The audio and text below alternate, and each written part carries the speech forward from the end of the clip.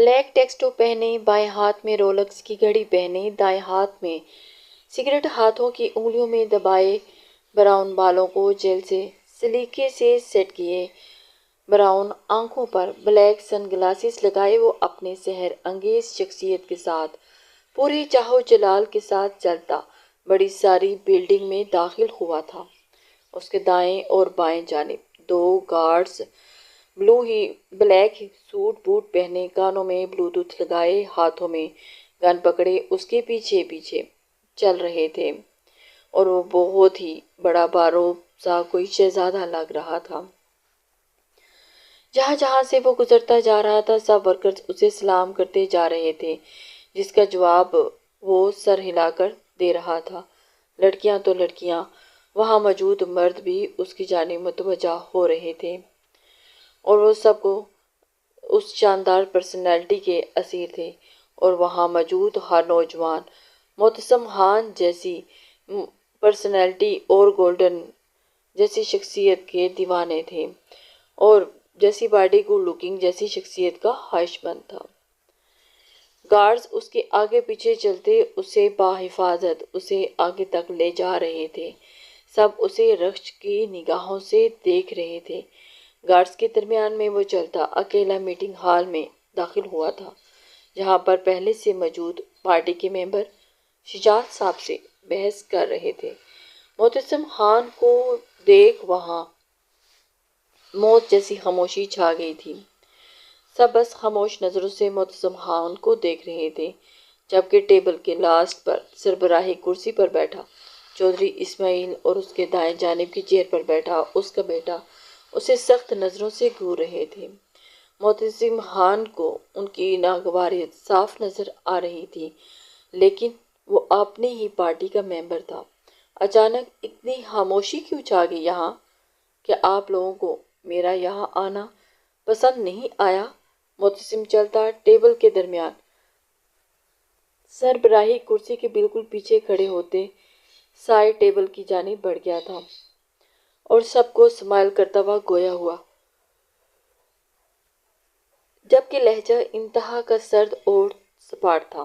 پسند کیوں نہیں آئے گا؟ آخرکار معتصم خان کو اتنے دنوں بعد پارٹی کی یاد جو آئی ہے، بلکہ ہم سب آپ کے بہت مشکور شکر گزار ہیں۔ آپ نے ہمیں اپنے قیمتی ٹائم میں سے وقت میں سے ٹائم دیا۔ سفیان صاحب نے ان کی جانب انہیں مسکرا کر کہا تھا۔ سفیان صاحب اس کی جانب چودھری اسماعیل کا بیٹا اسے طنز کرتا ہوا بولا، جسے سن کر معتصم خان کے لبوں کی مسکراہٹ گہری ہوئی۔ سفیان صاحب بالکل ٹھیک کہہ رہے ہیں، اگر آپ بھی پارٹی کے ممبر ہیں تو آپ اتنے دن غائب رہیں گے تو پارٹی کے مسائل کون دیکھے گا؟ وہاں موجود ایک اور ممبر بولا تھا، جو کہ اپنی جانب معتصم خان کو متوجہ کروا چکا تھا۔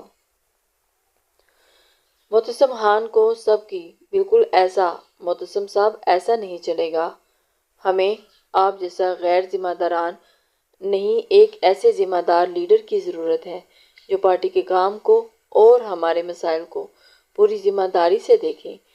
ایک اور ممبر نے اپنی جانب متوجہ کرواتے ہوئے معتصم خان کو بولا تھا۔ پارٹی کے باقی ممبر بھی باری باری بولے۔ معتصم خان اپنی جگہ پر کھڑا، دونوں ہاتھ پینٹ کی پاکٹ میں ڈالے، بڑے دھیان سے ان کی باتیں سن رہا تھا، جبکہ دور ٹیبل کے آخری کونے پر بیٹھے وہ دونوں باپ بیٹے پارٹی کے ممبرز کو بولتا دیکھ کر مسکرا رہے تھے، اور ان کی مسکراہٹ معنی خیز تھی۔ چودھری صاحب آپ کچھ نہیں کہیں گے؟ سب کی سننے کے بعد معتصم نے چودھری کی جانب مخاطب کیا تھا۔ مجھے نہیں لگتا کہ مجھے کچھ کہنے کی ضرورت ہے، یہاں موجود پارٹی کے سب ممبرز نے اپنی آگاہی دے دی۔ وہ کوئی بھی ضرورت ہے؟ اعتماد سے جواب دیا گیا۔ معتصم خان ان کی بات پر مسکراتا، کرسی اپنی جانب تھوڑی سی کھسکاتا، اس پر ٹانگ چڑھا کر بیٹھا تھا۔ کچھ دن میں چھٹی پر کیا چلا گیا، یہاں تو سب کی کایا ہی پلٹ گئی۔ سب اپنے ہی غیر متوقع باتوں سے مجھے الجھانے کی کوشش کر رہے ہیں۔ کوئی بات نہیں، سب کو مجھ سے بہت مسئلے مسائل ہونے لگے، لیکن آپ کو کس نے کہا کہ مجھے آپ لوگوں کے مسئلے نہیں پتہ؟ یہاں پر نہ ہو کر بھی میری آپ لوگوں اور آپ کے کاموں میں ہی جان اٹکی ہوئی ہے، اور مجھے آپ سب کے مسائل کے بارے میں بھی بخوبی پتہ ہے، اور میں آپ کے کاموں پر بخوبی نظر رکھی ہوئی ہے۔ آپ بے فکر رہیں، آپ کے کاموں میں کسی قسم کا بھی کوئی حرج نہیں ہوگا۔ کیوں سرفراز صاحب، پہلے آپ کا مسئلہ حل کرتے ہیں۔ آج کل آپ بہت پریشانی میں ہیں۔ آپ کی دوسری بیوی آپ سے ایک نئے گھر کی ڈیمانڈ کر رہی ہے، وہ بھی دبئی میں، تو کیوں نہ آپ کی پہلی بیوی کو اس کے بارے میں بتا کر آپ کی اس دوسری ٹینشن سے جان چھڑوا دی جائے۔ معتصم خان ٹیبل پر پیپر ویٹ گھماتے ہوئے ان کی جانب متوجہ ہوا، جو دیکھ کر مانی ہیزی سے بولتا تو سامنے بیٹھے سرفراز کے ماتھے پر پسینے کی ننھی ننھی بوندیں نمودار ہوئیں۔ نہیں، یہ کیا کہہ رہے ہیں آپ؟ ایسے کیسے کر سکتے ہیں آپ؟ بالکل بھی نہیں۔ نہیں سر، اس کی ضرورت نہیں ہے، سرفراز صاحب اٹکتے ہوئے بولے۔ انہیں یہ جان کر حیرانگی ہوئی کہ معتصم خان اور اس کی دوسری بیوی کے بارے میں کیسے جانتا ہے، جبکہ انہوں نے یہ بات تو بہت انر سائڈ تھی۔ معتصم خان سب کے بارے میں تو جانتا تھا، انہوں نے تو یہ سب بات سب سے چھپا کر رکھی تھی۔ سرفراز صاحب، عشق اور مشق چھپائے نہیں چھپتا، معتصم کہتا مسکرایا۔ آئی ایم سوری، مجھے آپ سے کوئی شکایت نہیں، اور بالکل بھی کسی قسم کی کوئی شکایت ہے ہی نہیں۔ سرفراز صاحب سر نیچے کی جانب جھکاتے ہوئے بولے۔ جب چودھری اسماعیل نے اسے سخت نظروں سے گھورتے ہوئے اسے گھور رہا تھا، جو کہ اب نظریں جھکا چکا تھا۔ ساجد صاحب، آپ کے بھی بہت سارے مسائل میری آنکھوں کے سامنے ہیں، اگر آپ کہیں تو آپ کو بھی بتا دوں۔ نہیں نہیں نہیں سر، مجھے کوئی مسئلہ نہیں، انفیکٹ یہاں پر بیٹھے کسی بھی افراد کو آپ سے کوئی مسئلہ نہیں ہے، آپ بے فکر رہیں۔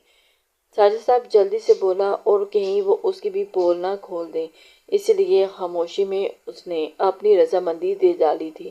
معتصم خان سب کی پردے ادھیڑنے کی کوشش میں تھا، لیکن آگے تو اس کو بہت جلدی سے ہی رسپانس پازیٹیو ملنا شروع ہو چکا تھا۔ چودھری اسماعیل کی ساری کھیل دھگ میں اڑ چکی تھی۔ سب کے اپنے اپنے راز تھے جو وہ نہیں چاہتے تھے کہ کسی کو پتہ چلے، لیکن معتصم کو کیسے ان سب کے بارے میں پتہ لگ گیا تھا، یہی بات ان کی سمجھ سے باہر تھی۔ ابھی جو ممبر کچھ دیر پہلے معتصم کے خلاف بول رہے تھے، وہ اب اس کے ساتھ تھے، اور چودھری اسماعیل اور ان کا بیٹا سفیان بالکل اکیلے ہو گئے تھے۔ معتصم کو کھیل کھیلنا آتا تھا، کیسے میدان میں اتر کر بازی جیتنی تھی وہ بھی بخوبی جانتا تھا۔ میں نہیں چاہتا کہ میں کسی کے پرسنل میٹر کو یوں سرعام کسی کے ساتھ بھی ڈسکس کروں، لیکن آپ لوگوں کو کسی کی باتوں میں آنے کے بجائے اپنے کام پر دھیان دینا چاہیے۔ معتصم خان نے سب کو باور کروایا تھا، اور وہ واقعی نہیں چاہتا تھا کہ وہ کسی کا بھی راز کسی پر بھی افشاں کرے، کیونکہ سب کی اپنی اپنی سیلف رسپیکٹ ہوتی ہے۔ اور رہی چودھری صاحب کی بات، تو آپ چودھری صاحب ہماری پارٹی کا حصہ نہیں ہیں، اور نہ ہی ان کا بیٹا سفیان اسماعیل۔ میری پارٹی میں ایسی لوگوں کی کوئی جگہ نہیں جو کہ پارٹی کو دوسرے ممبرز کے خلاف کر دے، جو اپنے ہی ملک کا کھاتے ہیں اور اس کے ساتھ ہی غداری کرتے ہیں۔ تم ایسا نہیں کر سکتے۔ ڈیڈ برسوں سے اس پارٹی میں ہیں، اور تم ان کے ساتھ ایسا ہرگز نہیں کرو گے، اور اس پارٹی کا حصہ ہیں، اور تم کل کے آئے میرے ڈیڈ کو اس پارٹی سے بے دخل کر رہے ہو۔ سفیان غصے سے بھڑک اٹھا تھا۔ جی بالکل، معتصم نے بخوبی ڈٹ کر اس سے بات کی، اور حصہ ہے نہیں، حصہ تھے، اور تمہارے ڈیڈ جیسے غدار لوگ کسی پارٹی میں تو کیا، یوں کھلے عام گھومتے ہوئے بھی اچھے نہیں لگتے۔ معتصم نے اپنے بالکل سامنے بیٹھے چودھری اسماعیل کی نظروں میں دیکھتے ہوئے کہا، جو اسے خونے آشام کی نگاہوں سے دیکھ رہے تھے، جو کہ معتصم خان کو بالکل بھی ہضم نہیں ہو رہا تھا۔ شجاعت صاحب اور باقی سب حیرانگی سے معتصم خان کی جانب دیکھ رہے تھے۔ معتصم خان یہاں نہ ہو کر بھی سب کے بارے میں بخوبی واقف تھے۔ وہ اتنا بڑا فیصلہ پارٹی کے ممبران سے ڈسکس کیے بغیر ہی کیسے لے سکتا تھا؟ شجاعت صاحب بھی حیران تھے، لیکن ابھی فی الحال سب خاموش تھے۔ کون کیا جانتا تھا کہ معتصم خان کیا کرنے جانے کو کون کون ان کے جانے انجانے میں کون کون سے رازوں سے واقف تھا۔ ایسے میں اس کے خلاف کچھ بول کر بھی اپنا نقصان نہیں کر سکتے تھے، اسی لیے سب خاموش بیٹھے معتصم خان کے فیصلوں کو سن رہے تھے۔ وہ معتصم خان اکیلا ہی سب پر بھاری پڑ گیا تھا۔ اتنے دنوں کے بعد بھی اگر وہ پارٹی کی میٹنگ میں شامل ہوا تھا تو سب کی چولیں ہلا کے رکھ چکا تھا۔ معتصم خان نے چودھری اسماعیل کو اچھا خاصا دھمکا دیا تھا اور اسے پارٹی سے بھی بالکل ہی الگ کر دیا تھا۔ سب تمہیں بہت مہنگا پڑے گا معتصم خان، تم نے مجھے پارٹی سے نکال کر اپنی بربادی کا آغاز کیا ہے۔ چودھری اسماعیل نے اسے سرِ عام دھمکا دیا تھا۔ اب دیکھنا یہ تھا کہ چودھری اسماعیل اس کے ساتھ کیا کرنے والا ہے۔ بہت جلد دوبارہ ملاقات ہوگی۔ چودھری غصے سے دبی دبی آواز میں گراتا کرسی کو پیچھے کی جانب زور سے پھینکتا ہوا کھڑا ہوا تھا اور وہ دونوں باپ بیٹے معتصم کو گھورتے وہاں سے نکلتے چلے گئے۔ چودھری اسماعیل سوچ بھی نہیں سکتا تھا کہ وہ اسے منہ کی کھانی پڑے گی جو کچھ کافی دنوں سے اس کے بارے میں ایک جال بنا رہا تھا، آج اسی گڑھے میں خود گڑ چکا تھا۔ کسی اور کو مجھ سے کوئی شکایت ہے؟ معتصم خان نے بلند آواز میں پوچھا تو سب نے نام سر ہلا دیا تھا، اور ان سب میں اپنا ایماندار سے کام کرنے والا ہی مجھے ممبر پسند ہے، اس لیے بہتر یہی ہوگا کہ سب اپنا کام ایمانداری سے کریں گے۔ اگر مجھے آپ لوگوں کے کام میں کچھ بھی گڑبڑ لگی تو وہ اس پارٹی سے تو جائے گا ہی، لیکن اپنے کالے کارناموں کی سزا بھی بھگتنی پڑے گی۔ میری نظر میں سب برابر ہیں اور میں نہیں چاہتا کہ کسی کے ساتھ بھی کسی قسم کی کچھ زیادتی ہو۔ معتصم خان نے اپنے پارٹی ممبرز کو میری نظر میں 2400 گھنٹے سب آپ پر ہیں، اور معتصم کہتا اپنی جگہ سے اٹھا تھا اور سب پر ایک نظر ڈالتا وہاں سے نکلتا چلا گیا تھا۔ معتصم خان نے آج سب کو اندر تک دہلا کے رکھ دیا تھا۔ پیچھے اس کے جاتے ہی سب لوگ شجاعت صاحب کے آگے پیچھے جمع ہو گئے تھے۔ شجاعت صاحب جو کہ خود بھی نہیں جانتے تھے کہ وہ ان کا بیٹا آج اتنا بڑا فیصلہ لینے والا ہے، اور وہ شجاعت صاحب سے یکے بعد دیگر باتیں ڈسکس کر رہے تھے۔ شجاعت صاحب جانتے تھے کہ ان کا بیٹا ان کا غرور، ان کی ریپوٹیشن کبھی بھی خراب نہیں کرے گا۔ معتصم خان بیٹھا گاڑی میں آنکھیں بند کیے سگریٹ پھونک رہا تھا کہ ہنا کا معصوم خوبصورت چہرہ آنکھوں کے سامنے لہرایا۔ ہلدی کی رات وہ جب اس کے انتہائی قریب کھڑی تھی، اس کی نیلی آنکھوں پر رقص کرتی اسے مدہوش کر چکی تھی۔ پلکوں کی جھالر اس کے گلابی ہونٹ، نچلے ہونٹ کے کنارے پر چمکتا وہ سیاہ تیل اس کی سانسوں کو منتشر کرتے ہوئے وہ خوشبو یاد دلاتے اس کے سینے میں جلن ہونے لگی تھی۔ قرب سے اس نے سختی سے اپنی آنکھیں پھینچ کر کھولی تھی۔ وہ اپنے مطابق ہر جگہ چھان مار چکا تھا جہاں اسے اندازہ تھا کہ شاذر اسے لے کر جا سکتا ہے، لیکن ہر جگہ سے اسے مایوسی ہی ہوئی تھی۔ شاذر، ہنا کا بھائی، اسے وہاں سے لے جا چکا تھا، اور اب معتصم خان اسے ہر جگہ پہ ڈھونڈنے کی کوشش کر رہا تھا۔ وہ ظالم حسینہ اسے ہجر کی آگ میں جلتا چھوڑ کر خود نہ جانے کہاں چھپ کر بیٹھ گئی تھی۔ گاڑی زار انڈسٹری کی جانب لے کر چلو، گمبھیر آواز میں حکم دیتا سگریٹ کا گہرا کش بھرتے اس نے دھواں کھڑکی سے باہر ہوا میں چھوڑا تھا۔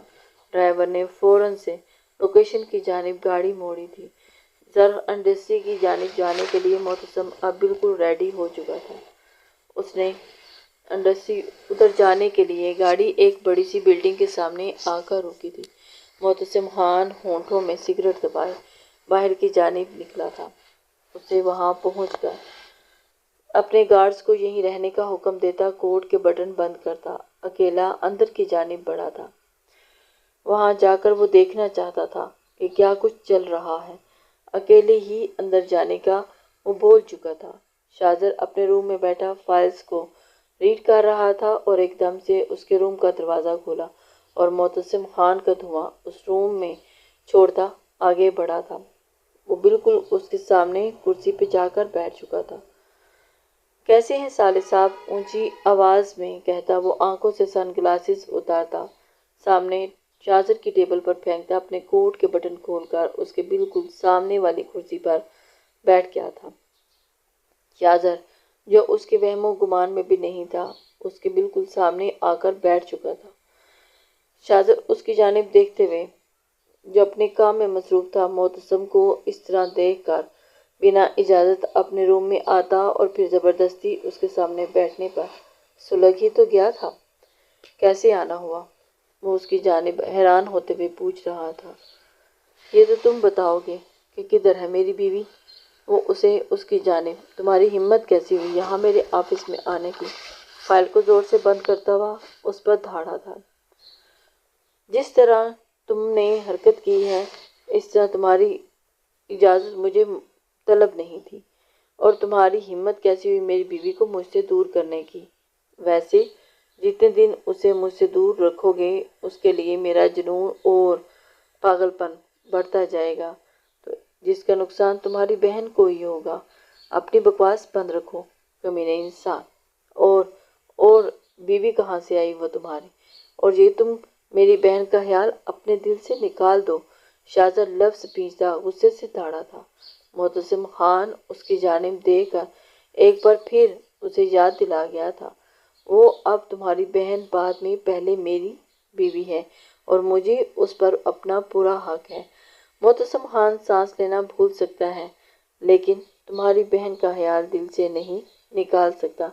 تم بھول کر بھی مجھے اس سے جدا نہیں کر سکتے، تو بہتر یہی ہوگا۔ اسے زیادہ دیر بھی چھپا نہیں سکتے، بس کچھ دن، اس کے بعد وہ میرے قریب میری دسترس میں ہوگی اور پھر میں دیکھتا ہوں کہ تم کیسے اسے مجھ سے جدا کر سکتے ہو۔ معتصم خان اسے بہت اچھے طریقے سے باور کروا چکا تھا۔ خاموش معتصم خان، اپنی یہ گھٹیا بکواس بند کرو، ورنہ یہاں تم آئے اپنے پیروں پر ہو لیکن یہاں سے باہر چار کندھوں پر ہی جاؤ گے۔ شاہزر اسے بہت اچھی طرح سے دھمکا چکا تھا۔ اس کے سامنے ٹیبل پر زور سے ہاتھ مارتے وہ غصے سے اس قدر چیخا تھا کہ اس کی گردن کی رگیں باہر کی جانب ابھری تھیں، چہرے کا رنگ غصے کی وجہ سے سرخ انگارا ہو رہا تھا۔ معتصم خان اس کی اس طرح کے بیہیویئر پر عجیب حیران ہو رہا تھا۔ وہ نہیں جانتا تھا کہ وہ آگے کیا کر جائے گا۔ صالح صاحب، یہ چار کندھوں والی آفر بس محدود مدت تک تھی۔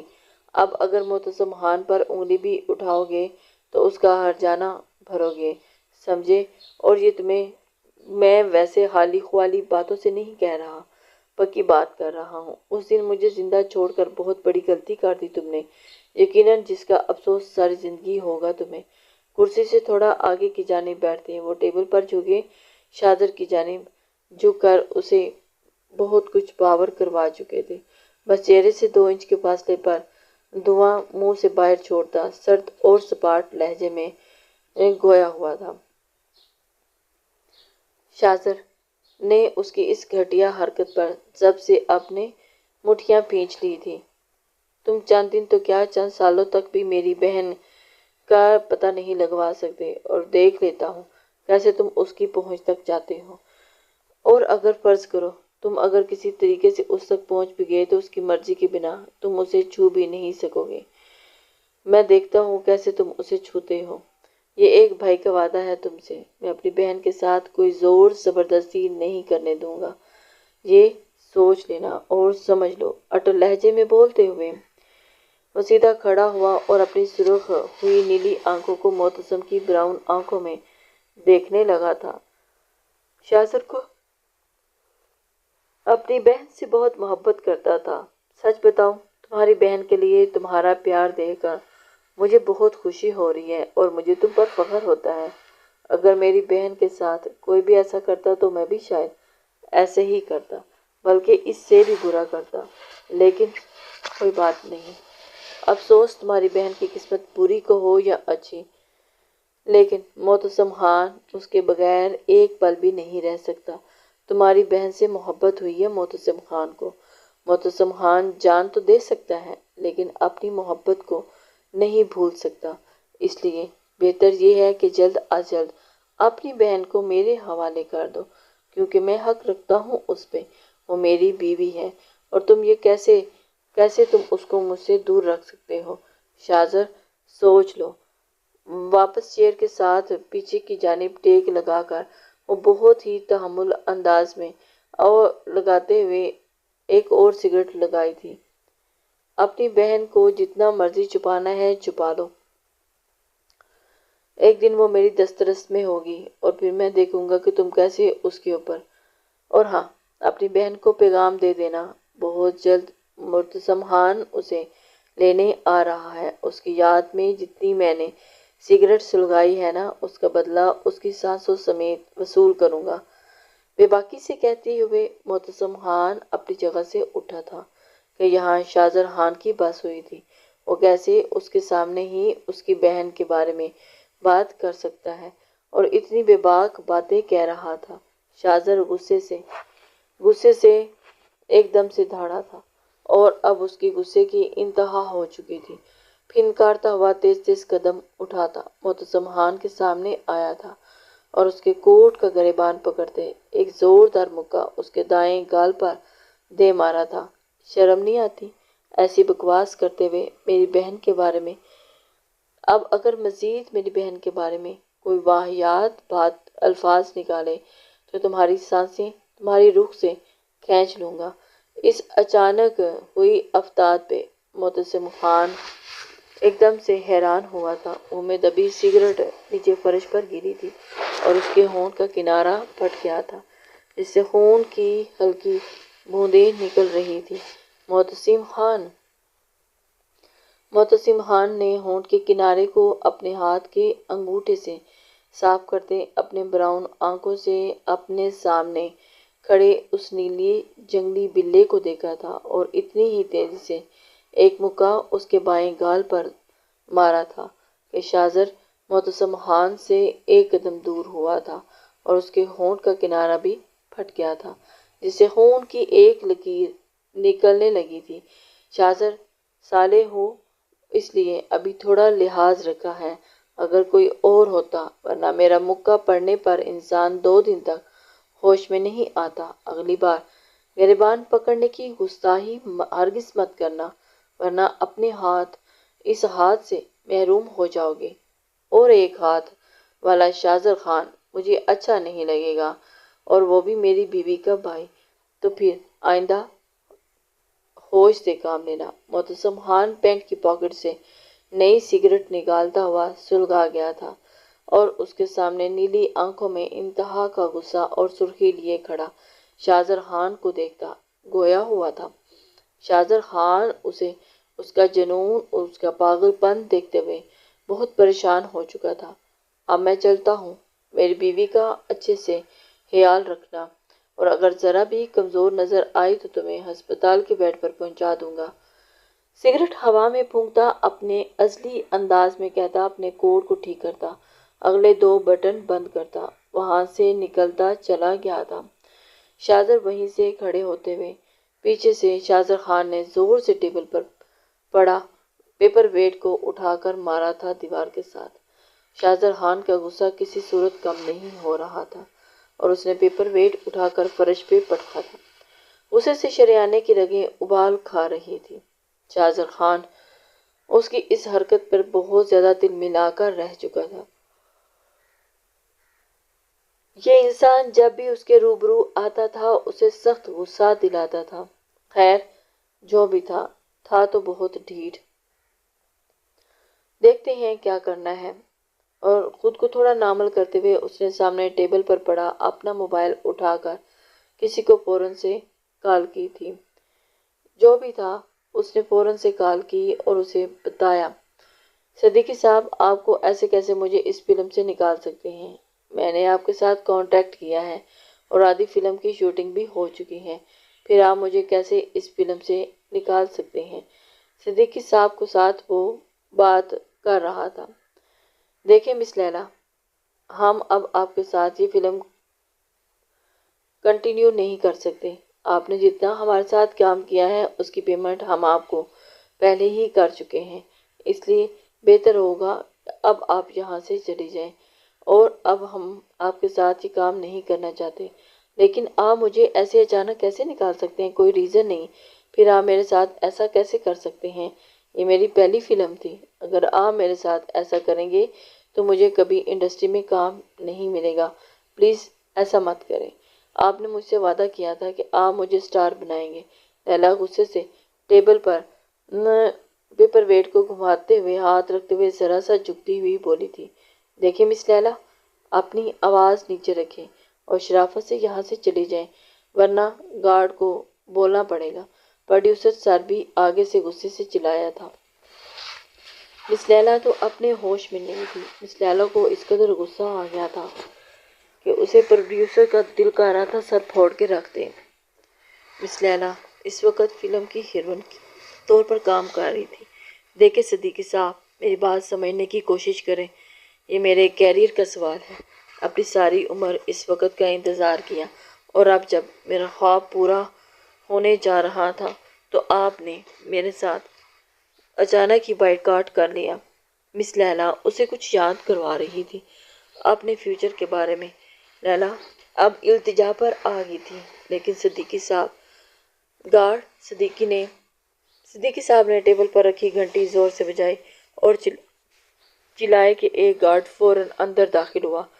اسے یہاں سے باہر نکال دو اور آئندہ یہ مجھے یہاں نظر نہ آئے۔ صدیقی صاحب نے فوراً اس کی جانب متوجہ ہو کر کہا تھا، اور اسے اندر مت آنے دینا، یہاں آگے پیچھے بھی پھٹکنے مت دینا۔ پروڈیوسر سر کرخت امیز لہجے میں بولا تھا۔ مس لیلا تو ان کی اس قدر حقارت پر تل ملا کر رہ گئی۔ گارڈ حکم ملتے ہی لیلا کی جانب بڑھا تھا۔ نہیں پلیز صدیقی صاحب، ایک بار میری بات سن لیں۔ لیلا کی آنکھیں آنسو سے بھر آئی تھیں۔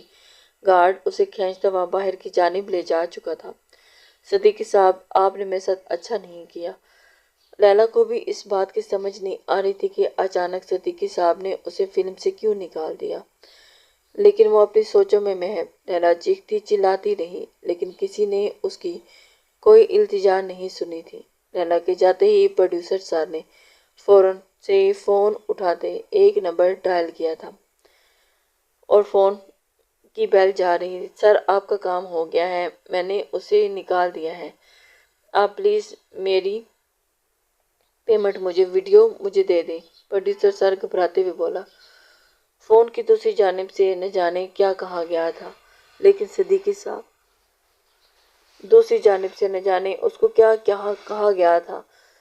صدیقی صاحب اس وقت خود بھی پروڈیوسر خوش ہوا تھا۔ بہت مہربانی سر، آپ مجھے جگہ اور وقت میسج کر دیجیے گا، میں پہنچ جاؤں گا۔ پروڈیوسر اس وقت بہت خوش تھا۔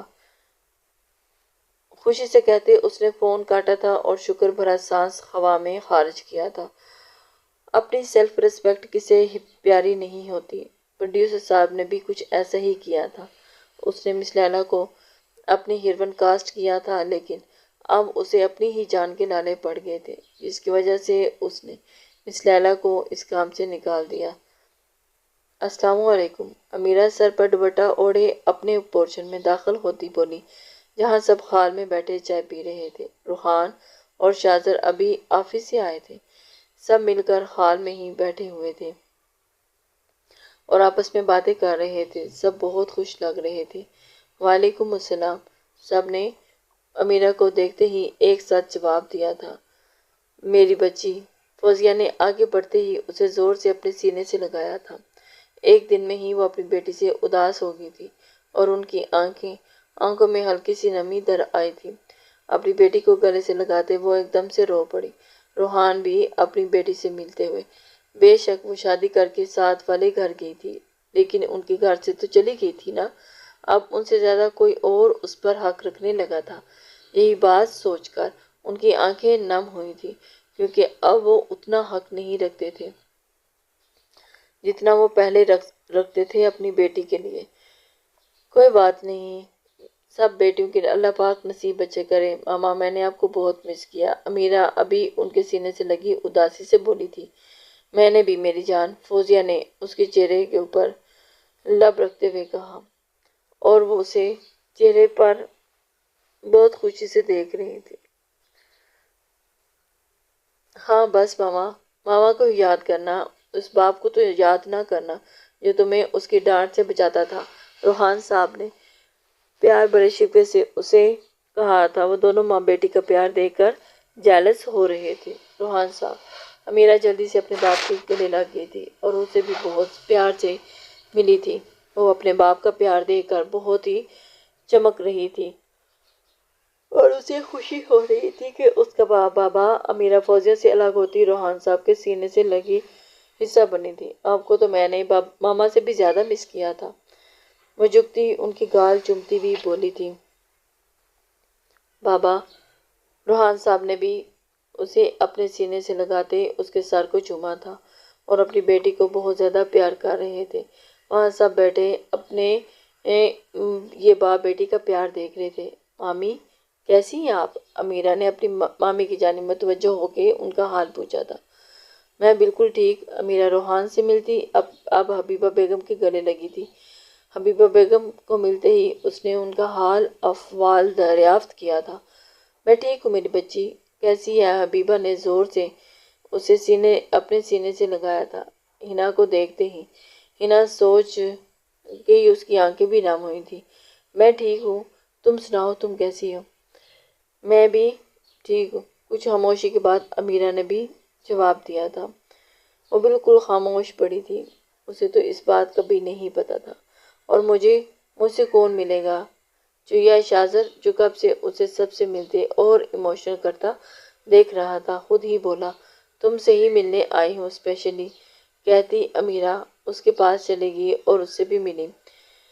وہ اجازت لے کر اسپیشلی شاذر سے ملنے کے لیے آئی تھی اور اس کے پاس صوفے پر بیٹھ گئی تھی۔ کیسی ہوں؟ شاذر نے مسکراتے ہوئے اس کے سر پر ہاتھ رکھا تھا۔ میں ٹھیک، تم کیسے ہو؟ وہ دونوں ایک دوسرے سے آپس میں احوال جان رہے تھے۔ کل سے آئے ہو پر مجال ہے میری یاد بھی آئی ہو، کل نہ صحیح تو انسان صبح ہی ملنے آ جاتا ہے، اس نے شکوہ کیا تھا۔ امیرہ نے اس سے حقیقی ہوتے ہوئے بولی۔ شاذر امیرہ سے کچھ سال بڑا تھا لیکن دونوں میں بہت اچھی دوستی تھی، جس کی وجہ سے امیرہ اس کے ساتھ ہر بات کرتی تھی شیئر، اور اس کے ساتھ وہ کمفرٹیبل بھی بہت تھی۔ اپنے بھائی والا تکلف نہیں کرتی تھی، اسے نام سے ہی بلاتی تھی۔ شاذر کو بھی بہت اچھا لگتا تھا اس طرح سے اسے بات کرنا، وہ بہت حق سے اس سے بات کرتی تھی۔ اس بات کا کبھی بھی برا نہیں لگا تھا شاذر کو کہ وہ اسے نام سے کیوں بلاتی ہے۔ دونوں ایک دوسرے کے دوست تھے اور دونوں میں بہت زیادہ بے تکلفی تھی۔ وہ دونوں ایک دوسرے پر حق بھی جماتے تھے اور بہت ہی اچھی بانڈنگ بھی تھی۔ تم کل کی سچویشن کو اچھی طرح جانتی ہو اور آج مجھے آفس میں کچھ ضروری کام تھا، اس وجہ سے صبح جلدی چلا گیا تھا، اور اب تم آ ہی تو گئی ہو نا، تو تم سے مل رہا ہوں، اس لیے ملنے نہیں آ سکا۔ آج ہم اپنے گھر شفٹ ہو رہے ہیں، بس ابھی نکلنے ہی والے تھے اور تم آ گئی۔ اچھا، یہاں کیوں نہیں رہنا؟ پلیز یہاں رک جائے نا شاذر۔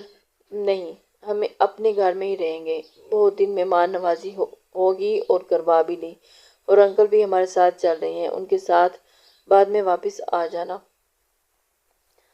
نہیں، ایسے کیسے ہو سکتا ہے؟ روحان صاحب بھی اب چلو پھپھو اور انکل بھی ہمارے ساتھ ہی چل رہے ہیں، بعد میں واپس آ جائیں گے۔ آئیڈیا تو اچھا ہے لیکن پہلے مجھے کاظم سے پرمیشن لینی ہوگی۔ امیرہ کاظم کے بارے میں سوچتے ہوئے بولی تو وہ اسے یہاں بھی آنے سے منع کر کے گیا تھا، لیکن اب میں بنا اجازت کے وہاں کیسے جا سکتی ہوں؟ امیرہ نے سوچ لبوں سے بولا تھا۔ تو پھر شاذر نے اسے، ہاں تو اس میں کون سی بڑی بات ہے، ابھی کال کر کے کاظم بھائی سے پرمیشن لے لیتا ہوں۔ امیرہ نے اسے منع کر دیا تھا۔ نہیں۔ شاذر اپنی پکڑ سے اپنا فون نکالتے ہوئے اسے کال ملانے لگا، لیکن امیرہ نے اسے منع کر دیا۔ ارے میری تیز رفتار ٹرین، رک جا۔ امیرہ نے جلدی سے اس کے ہاتھ سے موبائل کو چھینا تھا۔ ابھی نہیں، صبر کرو، تم مت پوچھو، میں خود پرمیشن لے لوں گی۔ فکر کرنے کی ضرورت نہیں۔ امیرہ نے اس کی جانب دیکھتے ہوئے اس کا موبائل پکڑا تھا۔ نہیں، میں خود مانگتا ہوں، وہ کیسے نہیں پرمیشن دے گا؟ اچھا ایک اور کام کرو، اپنے ہاتھ میرے شولڈر پر رکھو، امیرہ کچھ سوچتے ہوئے بولی۔ شاہزر نے اسے حیرانی سے دیکھا تھا۔ کیا؟ وہ اس کی جانب، لیکن کیوں؟ کیوں؟ یہ تو تمہیں میں بعد میں بتاؤں گی، لیکن رکھو تو صحیح نا شاہزر۔ شاہزر اس کی بات سن کر ایک دم سے حیران ہوا۔ امیرہ یہ کیا کہہ رہی ہے؟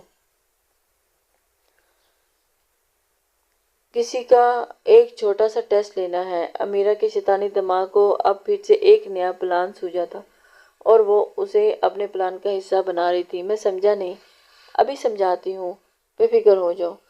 امیرہ نے اپنے دماغ میں ایک پلان ترتیب دیا تھا جسے اس نے کاظم کو پریشان کرنا تھا۔ تم اپنا ہاتھ میرے شولڈر پر رکھو۔ امیرہ نے شاہزر کا ہاتھ پکڑ کر اپنے شولڈر پر رکھا اور خود تھوڑا اس کے نزدیک ہوئی تھی۔ امیرہ یہ کیا کر رہی ہو؟ سب بڑے اپنی باتوں میں لگے ہوئے تھے تو کسی کا ان کی طرف دھیان بھی نہیں تھا۔ امیرہ نے بہت آرام سے اسے اپنی بات سمجھائی تھی۔ کسی نے بھی ان کی طرف متوجہ ہونا مناسب بھی نہیں سمجھا تھا۔ امیرہ اس کی حرکتوں پہ حیران ہوئی تھی۔ تو کاظم اس کی اس طرح کی بات پہ، اب یہ لو میرا موبائل اور ہماری 2-3 مختلف اینگل سے پکس لو۔ کیا مطلب؟ بس جیسا کہہ رہی ہوں ویسے ہی کرو۔ امیرہ نے اسے اپنی جانب متوجہ کرتے ہوئے اسے کہا۔ امیرہ نے اپنا موبائل اس کے سامنے کیا اور اپنی 2-3 اینگل سے اس کے ساتھ پکس بنوا لی تھی، اور وہ چاہتی تھی کہ کاظم اس کا ری ایکشن کیسا ہوگا۔ تم کیا کرنا چاہتی ہو؟ بتاؤ تو صحیح۔ شاہزر نے اس کے ہاتھ سے موبائل کو پکڑا تھا۔ کچھ نہیں، بس ویسے ہی، جیسا کہہ رہی ہوں ویسے ہی کرو، پتہ چل جائے گا، بس تھوڑی دیر کے لیے، پلیز میری بات مان لو۔ وہ اس کی بات سن کر حیران ہوا تھا۔ شاہزر نے اچھی پکس بنانا۔ شاہزر نے فرنٹ کیمرہ آن کرتے اپنی اور امیرہ کی 2-3 سیلفیاں بنائیں اور موبائل اسے پکڑا دیا تھا۔ چلو اب بتاؤ کیا کرتی پھر رہی ہو؟ کچھ نہیں، کاظم کے پیار کا ٹیسٹ لے رہی ہوں، تھوڑی دیر میں پتہ چل جائے گا۔ امیرہ اور اپنی شاہزر کی پکس کاظم کو سینڈ کرتی ہوئی بولی تھی۔ کیا؟ یہ کیا بات ہوئی ہے؟ کس قسم کا ٹیسٹ لیا جا رہا ہے؟ کچھ نہیں، بس، شاہزر نے دائیں ابرو اچکاتے ہوئے پوچھا تھا۔ محبت کا ٹیسٹ بھائی، اور کیسا ٹیسٹ؟ اچھا، ایسے کیسے محبت کا ٹیسٹ لے رہی ہو؟ جس طرح شادی کے لیے دولہے کا ہونا چاہیے کمپلسری ہوتا ہے، اسی طرح محبت میں جیلس ہونا بھی کمپلسری ہے۔ اگر تو کاظم تمہاری اور میری تصویریں دیکھ کر جیلس ہوا تو پھر پکا ہے کہ وہ تو مجھ سے محبت کرتا ہے۔ واہ امیرہ گیانی، واہ کیا بات ہے تمہاری تو! امیرہ گیانی، شاہزر اسی سے رہ گیا تھا۔ تمہارا دماغ تو ہائی لیول پر چلتا ہے۔ ہاں تو پھر کیا کروں؟ تمہیں ایسا کیوں لگتا ہے کہ کاظم بھائی تمہاری اور میری تصویریں دیکھ کر جیلس ہو جائیں گے؟ ہاں، یہ بھی اچھے سے جانتے ہیں کہ تم میرے لیے بالکل ہینا جیسی ہو، وہ کبھی جیلس نہیں ہوں گے، الٹی تمہاری اس بے وقوفی پر تم پر ہنسیں گے۔ شاہزر مسکراتا ہوا بولا تھا۔ تم جانتے ہی کتنا ہو اس کے بارے میں۔ اچھا تو پھر شرط لگاتے ہیں، اگر کاظم جیلس ہوئے تو تم مجھے ہینا سے ملوانے لے کر جاؤ گے، قسم سے، کل سے اس کی بہت یاد آ رہی ہے، اور اگر نہ ہوئے تو تم مجھے کبھی بھی ہینا سے ملنے کا مطالبہ نہیں کرو گی۔ شاہزر نے سنجیدگی سے گویا ہوا تھا۔ بالکل ٹھیک، اب چلو جلدی سے۔ اس نے شاہزر کو وہ تصویریں سینڈ کر دی تھی اور اب اس کا امتحان لینا تھا۔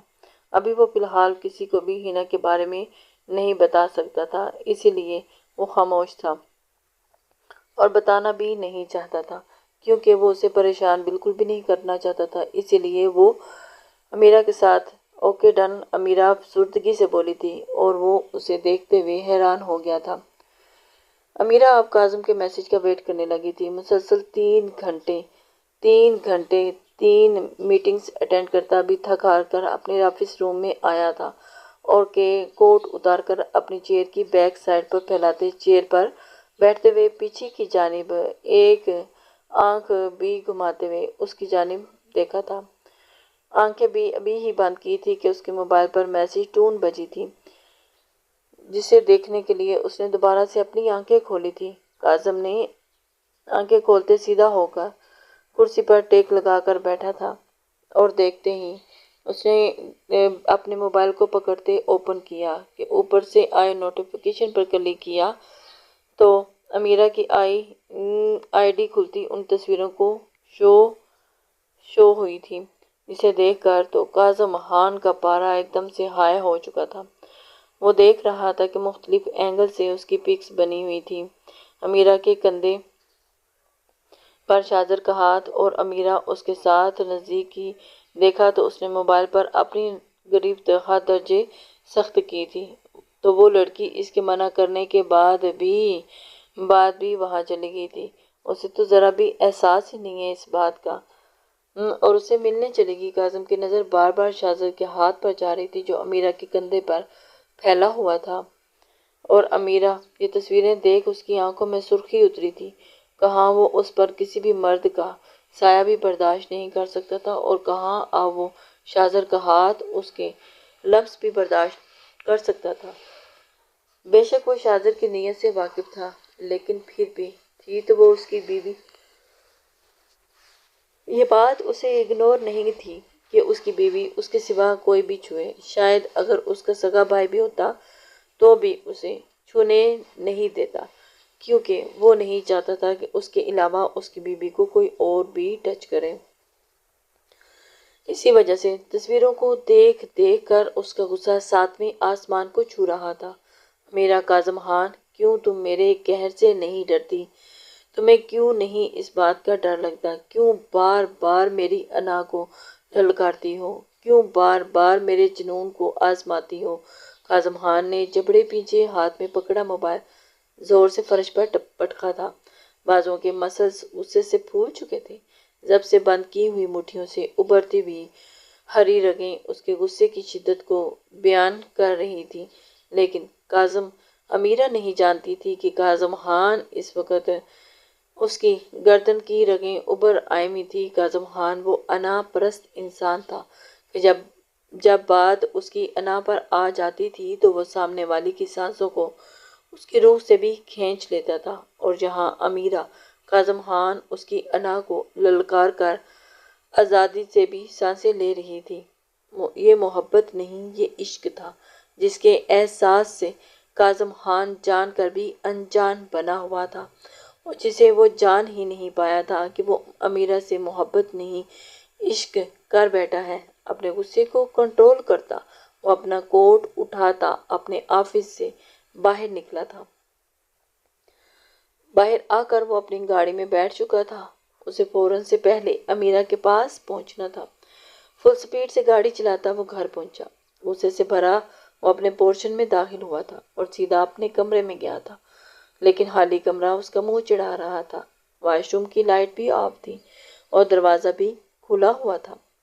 کمرے کے دروازے کو بند کرتا ہوا وہ فوراً واپس باہر آیا تھا اور سیدھا پروین بیگم کے کمرے کی جانب گیا تھا۔ دادو، امیرہ کہاں ہے؟ پروین بیگم اسے تسلی دے رہی تھی۔ بنا کوئی سلام دعا کیے اس نے ڈائریکٹ ہی امیرہ کے بارے میں پوچھا تھا۔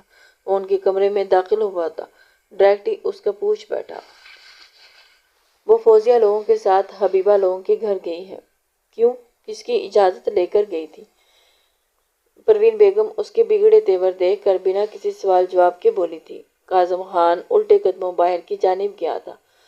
پروین بیگم اسے پیچھے سے آوازیں دیتی رہ گئی، لیکن کاظم نے ایک نہ سنی اور اپنی گاڑی میں بیٹھتا گاڑی فل سپیڈ سے بھگا لے گیا تھا، اور وہ آگ لگا کر خود کتنے مزے سے وہاں بیٹھی تھی۔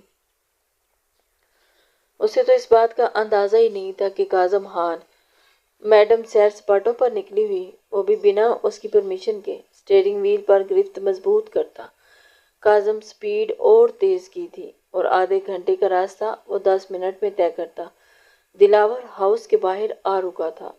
وہ نہیں جانتی تھی کہ اس نے اپنے قہر کو آواز لگائی تھی، اور وہ کاظم اس کے پیچھے پیچھے وہاں پہنچ آیا تھا۔ وہ تن پن کرتا گاڑی سے باہر نکلتا اندر کی جانب بڑھا تھا۔ گھر کے اندر وہ داخل ہوا تو سامنے کوئی بھی نظر نہیں آیا تھا، کوئی بھی موجود نہیں تھا۔ امیرہ وہ ہال کے بیچوں بیچ کھڑا ہو کر دھاڑا تھا کہ فوزیہ اور حبیبہ کچن سے نکل آئی تھی۔ کاظم، کاظم، کاظم بیٹا تم یہاں؟ فوزیہ حیرانی سے اسے دیکھ کر بولی تھی۔ امیرہ کہاں ہے؟ وہ سخت مضبوط لہجے میں اس نے پوچھا۔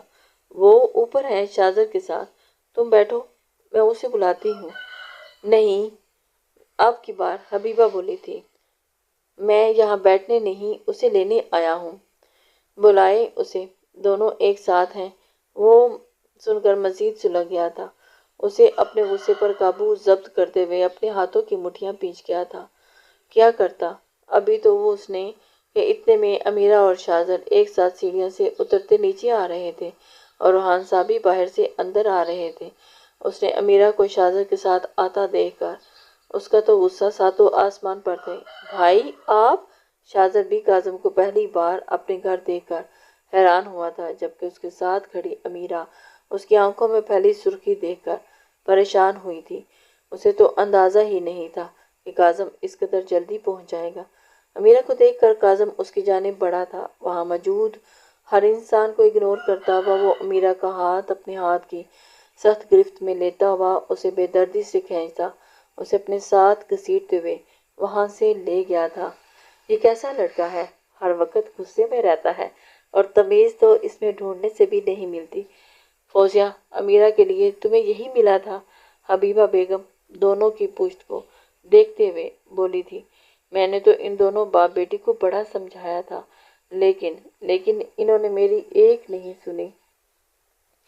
تب فوزیہ روحان کو سخت نظروں سے گھورتی ہوئی واپس کچن میں چلی گئی تھی، جبکہ شاہزر تو ابھی تک حیران کھڑا سیڑھیوں پر کھڑا تھا اور روحان نفی میں سر ہلاتے اندر کی جانب چلے گئے تھے۔